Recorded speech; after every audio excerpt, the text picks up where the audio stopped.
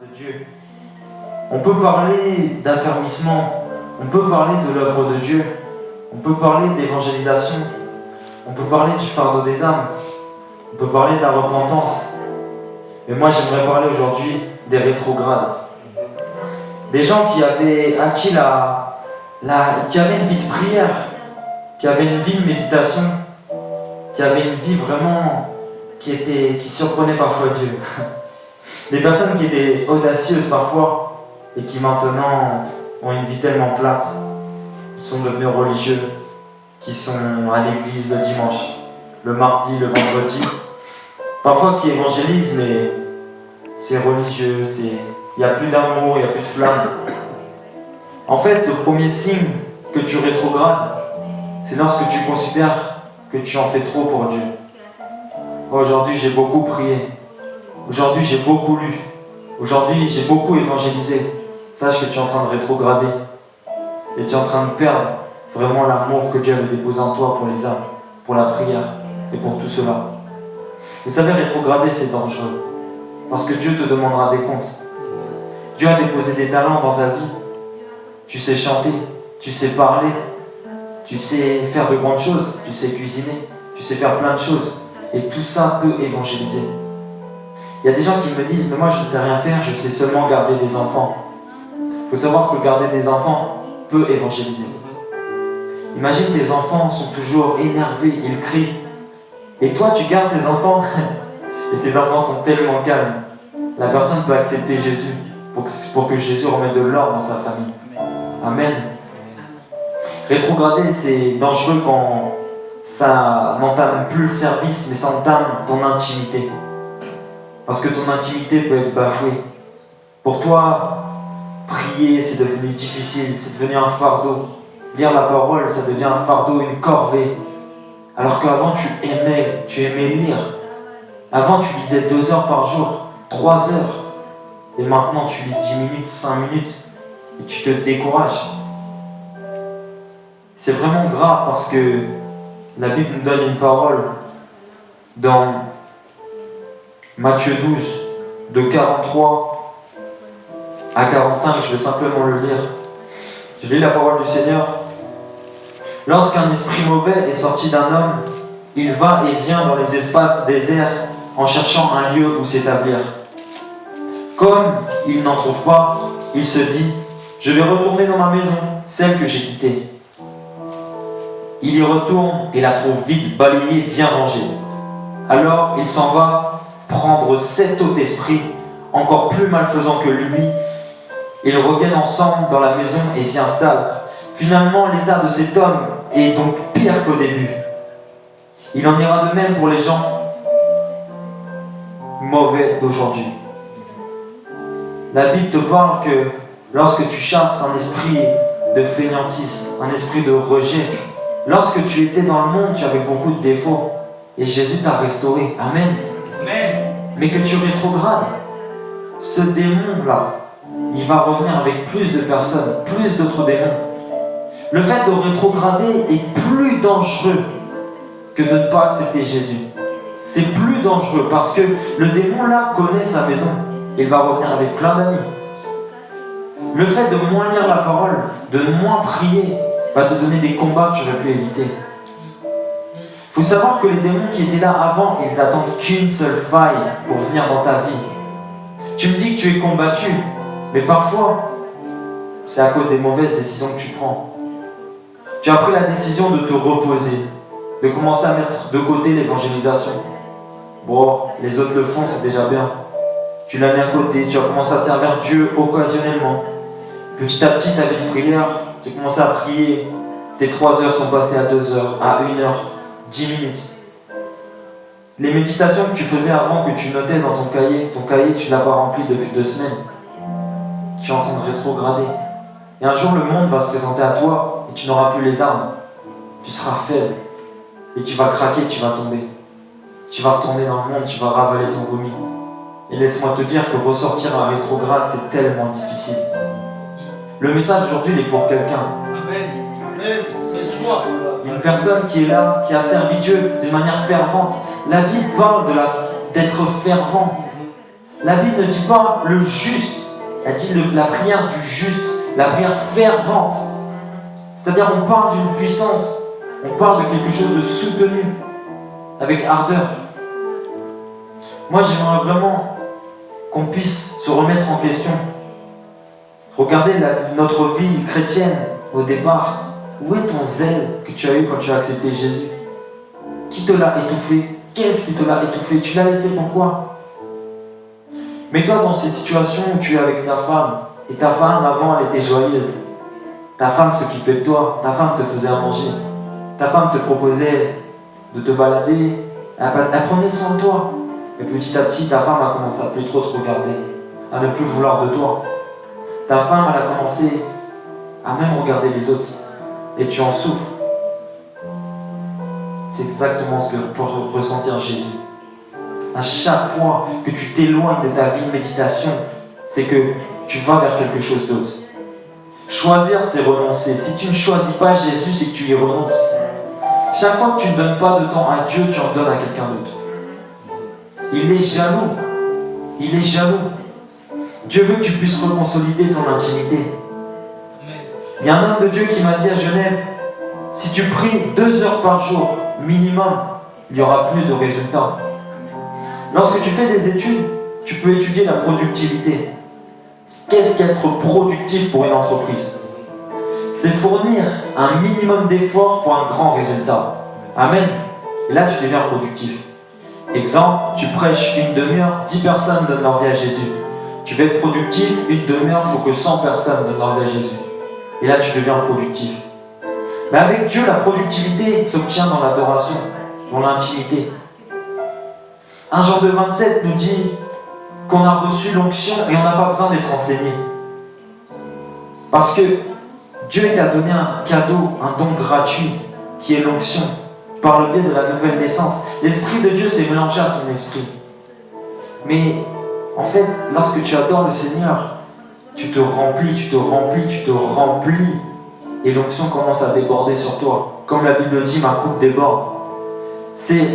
L'onction, c'est l'émergence de la parole, l'émergence de la prière, l'émergence de l'obéissance. Mais toi qui es rétrograde, tu es en train de perdre tout ce que tu avais. Je ne te parle pas des dons. Les dons sont donnés. Dieu ne se repent pas des dons. Tu penses que Dieu est avec toi parce que tu as des dons? Tu sais prêcher? Tu sais parler en langue? Et tu penses que Dieu est avec toi pour ça? Il y a des guérisons et tu penses que Dieu est avec toi? Dieu peut être parti. Dieu des fois part des assemblées alors qu'il y a des miracles. La Bible dit on les reconnaîtra non pas par les dons mais par leurs fruits. Et les fruits, laissez-moi vous dire qu'ils se cultivent. Les fruits se cultivent dans l'intimité. On doit les travailler, on doit les arroser, on doit s'en occuper. Tu sais, c'est vraiment important de comprendre que lorsque tu vas améliorer ta relation avec Dieu, Dieu va commencer à s'occuper même de choses que tu ne pouvais pas imaginer. Toi, tu penses que tu pries, tu lis la parole, alors que Dieu est en train de toucher le cœur de ta mère. Occupe-toi des affaires de Dieu et Dieu s'occupera de tes affaires. Amen. C'est comme le jeûne. Concrètement, il n'y a rien que tu puisses offrir à Dieu qui lui ferait plaisir. Il n'y a rien que tu puisses lui donner, voilà Seigneur. Il n'y a rien, mais Dieu regarde à ton cœur. Comme cet enfant qui arrive, coucou papa, je t'ai fait un dessin. Le dessin est moche, mais il te touche. Parce que l'enfant, il est touchant. Imaginez un handicapé qui n'a pas de bras mais qui dessine avec ses pieds, on a déjà vu ça. J'aimerais tellement avoir un dessin comme ça. Parce qu'il y met tout son cœur. Toi, il n'y a rien que tu puisses faire. Mais commence à viser la sincérité avec Dieu. Tu n'es pas là pour faire une performance. Lorsque tu prêches l'évangile, ce n'est pas une performance. Lorsque tu pries, ce n'est pas une performance. Ne cherche pas à prier plus fort que les autres. Ne cherche pas à prier longtemps. Ne cherche pas à méditer longtemps, mais cherche la qualité. Cherche la qualité. Il y a une sœur qui a prié avec moi. Elle a reçu son parler en langue en 7 minutes. On a prié comme ça, le parler en langue s'est déclenché. La sincérité vaut plus que tout. Toi qui es rétrograde, je pense que ce qui t'alimente, c'est la culpabilité. Tu as sûrement péché et tu as eu du mal de revenir face à Dieu. Il y a des péchés qu'on fait qui nous éloignent de Dieu, mais comme je l'ai déjà dit hier, Un enfant qui tombe, on ne l'en veut pas. On essaie de le relever. Dieu veut te relever dans ton épreuve. Dieu ne t'en veut pas. La chute, ce n'est pas tomber, c'est de demeurer dans le péché. C'est vraiment important. Et la Bible parle dans Apocalypse 2 du premier amour. La Bible dit, je vois que tu persévères. Et là, je parle à quelqu'un aujourd'hui. La Bible dit, je vois que tu persévères, je vois que tu agis pour moi. Je vois que tu les trouves menteurs, ces faux prophètes, c'est bien. Je vois que tu as un esprit critique, je vois que tu essaies de t'en sortir, que tu lis la parole, je le vois. Mais tu as abandonné ton premier amour. Pratique tes premières œuvres. Avant d'être connu, comment tu priais? Avant qu'on te reconnaisse, évangéliste, pasteur, comment tu étais? Comment tu priais quand personne ne te connaissait au début? Comment était ta vie de méditation pour que tu sois élevé? Repense à tes premières œuvres, celles qui faisaient en sorte que tu aies le feu, ces premières œuvres, la consécration, le jeûne.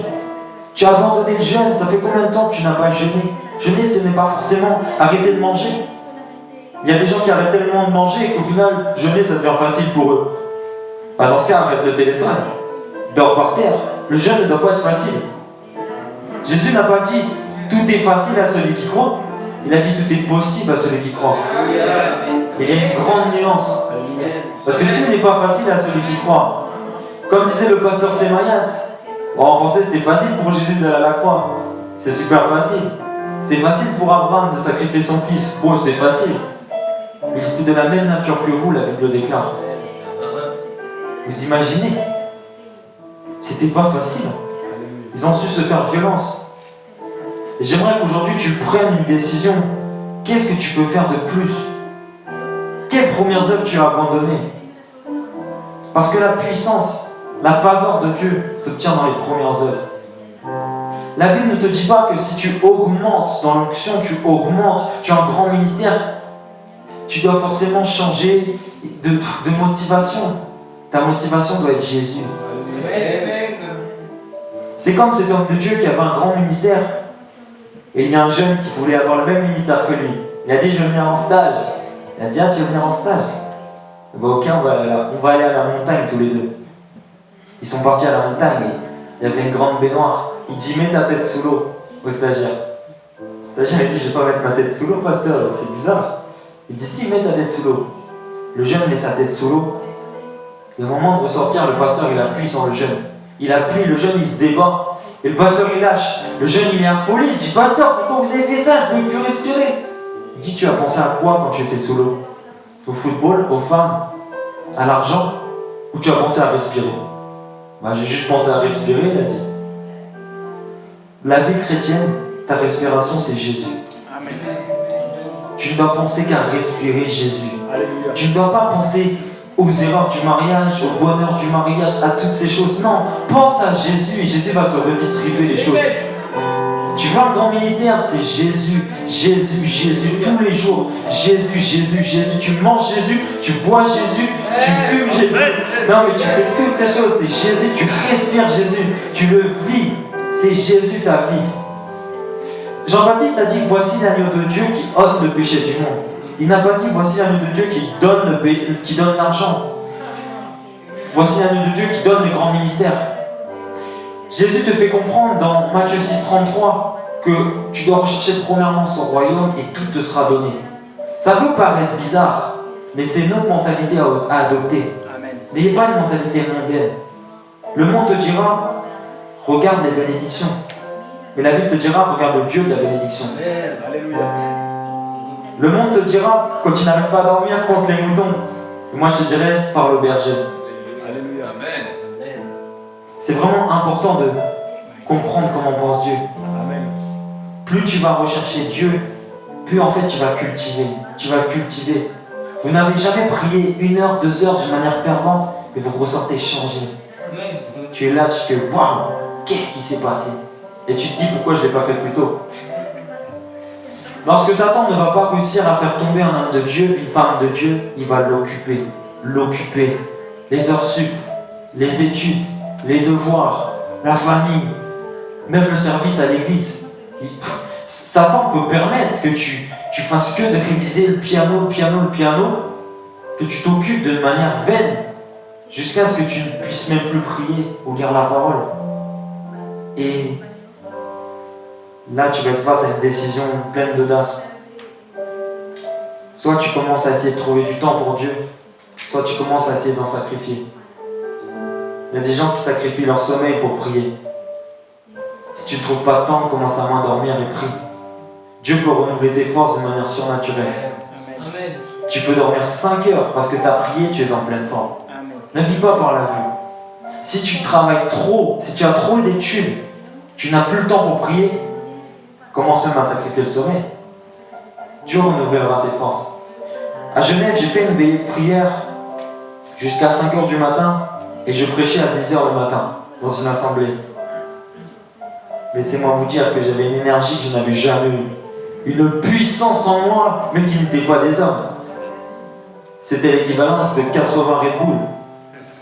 C'était quelque chose, mais waouh, une onction. Vous savez que la supplication avec Dieu, donc la prière dans l'esprit, le jeûne, toutes ces choses-là, l'offrande, toutes ces choses-là font comme, vous voyez une salière, lorsque tu verses du sel. Et bien ça c'est l'onction.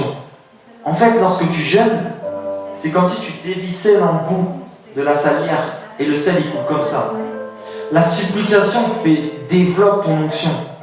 Lorsque tu ressors d'une grande prière dans l'esprit, tu as une forte onction. Lorsque tu jeûnes, tu as une forte onction. Lorsque tu comprends la pensée de Dieu, au final tu vis dans la supplication. Tu vis dans cette dimension où Dieu opère et ton onction se développe. Maintenant pense où tu es rendu et commence à ne plus culpabiliser. Tu dis, je n'avance pas, j'ai toujours l'impression de voir un mur face à moi. Mais lorsque tu montes un escalier, c'est toujours des marches face à toi. Mais quand tu regardes derrière, tu as fait un grand chemin. Dieu te permettra de regarder derrière toi que pour voir ton témoignage. Regarde le chemin que tu as parcouru. Comment tu étais il y a 6 mois. Tu n'es pas fier de toi. Parce que moi j'aime dire que je suis fier de moi. Parce que j'ai su prendre aussi des bonnes décisions.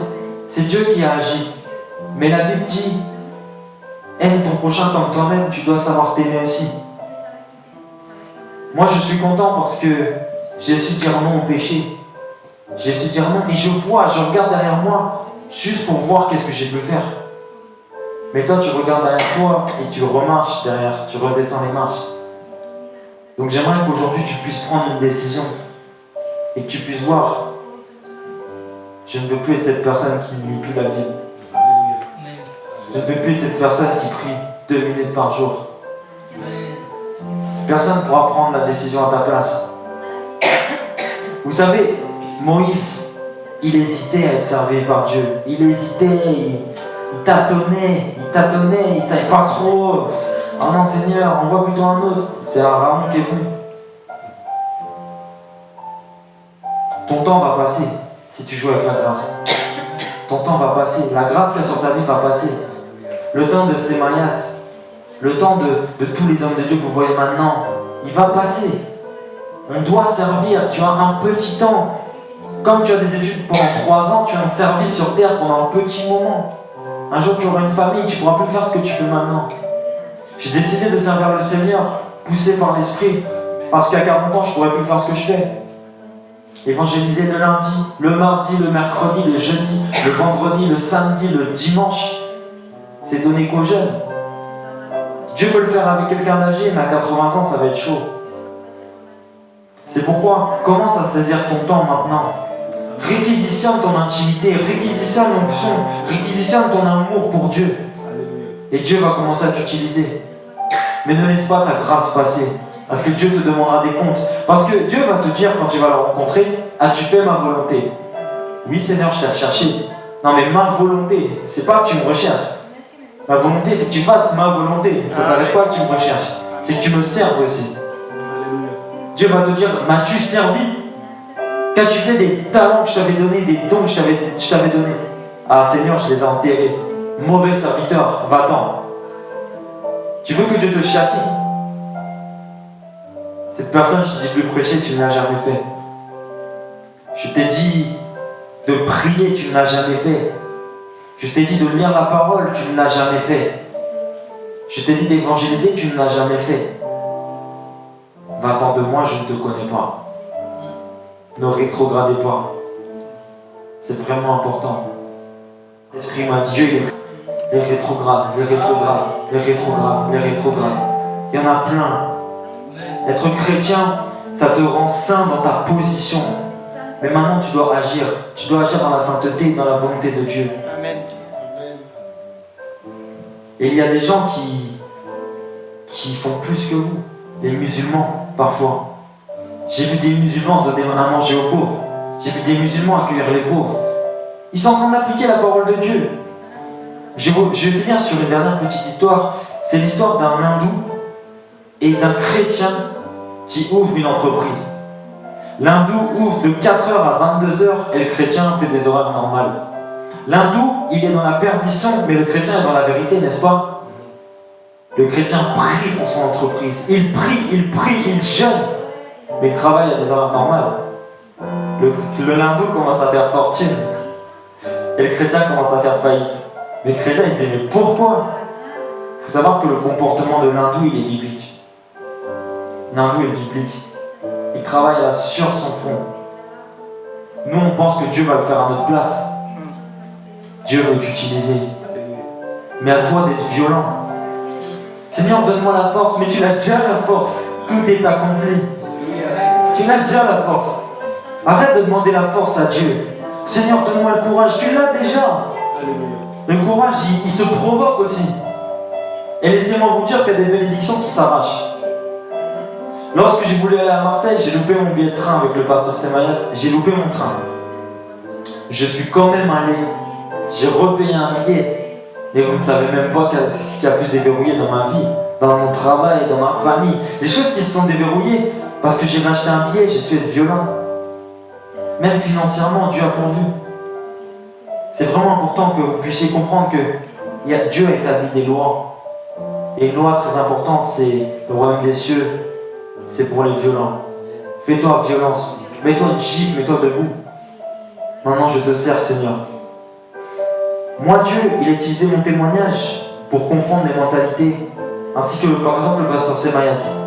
Il est pasteur, on le voit toujours dehors. Ça confond les mentalités, n'est-ce pas? J'ai 1 an de vie chrétienne et je sers le Seigneur à plein temps pour confondre les mentalités. Dieu n'appelle pas les qualifiés, mais Dieu qualifie ceux qu'il appelle. Dieu t'a qualifié. Luc 4, verset 18 nous dit « L'Esprit de Dieu est sur moi car il m'a oint. » Si tu es une bonne adoratrice, un bon adorateur, l'Esprit de Dieu est sur toi. Et il t'a oint. C'est-à-dire, tu es mandaté. Dieu t'a mandaté. Maintenant, tu as une mission, tu as la ressource. Dieu dit, qui enverrai-je? Réponds, me voici, envoie-moi. Ésaïe, c'est ce qu'il a répondu. Une fois qu'il était pardonné, Dieu lui a dit, qui enverrai-je? Me voici, envoie-moi. De nos jours, on entendrait plutôt, allez, fais des nations mes disciples. Qui enverrai-je? Tu dois répondre, me voici, envoie-moi, et tu vas savoir ce que Dieu va faire. Commence à dire, Seigneur, comment je peux être utile aujourd'hui? Qu'est-ce que je peux faire pour toi aujourd'hui? Et Dieu va te surprendre. Que Dieu vous bénisse, mes frères et sœurs. Et...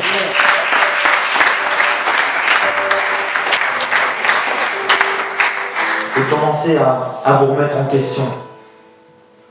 Il va falloir arrêter de se sentir à l'aise au stade où tu es. Tu n'en as pas marre de ne pas voir les promesses de Dieu s'accomplir.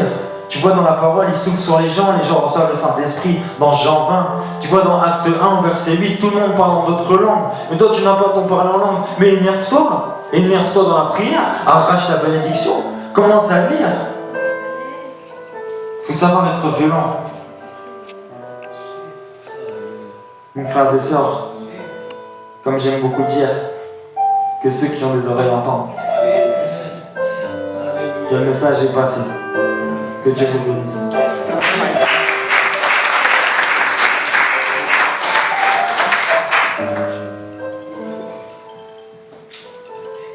Wow, Dieu soit loué. Est-ce qu'on peut applaudir pour le Seigneur vraiment de tout notre cœur?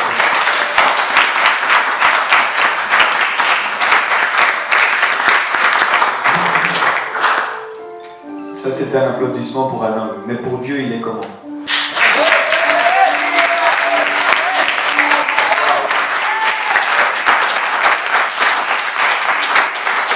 Les amis, il y a... Moi, Dieu m'a parlé. Est-ce que Dieu t'a parlé? Moi, Dieu m'a parlé vraiment dans mon cœur. Et vraiment, je glorifie le Seigneur parce qu'il connaît les paroles et les mots bien précis. Amen. Sans que personne ne te raconte ta vie, sans que tu ne racontes ta vie à personne, Dieu dévoile ta vie. Ça, c'est notre Dieu merveilleux. Ça, c'est notre Dieu qui est magnifique. Pourquoi? Parce qu'il nous aime. Et parce qu'il veut vraiment changer nos cœurs. Il désire vraiment ardemment faire de nous vraiment ses disciples. Que le Seigneur soit loué, mon frère. Que Dieu te bénisse. Qu'il bénisse encore ton ministère. Qu'il te donne encore davantage de sagesse et d'intelligence pour pouvoir donner un message qui est conforme à la parole de Dieu. Alléluia. Waouh, mes frères.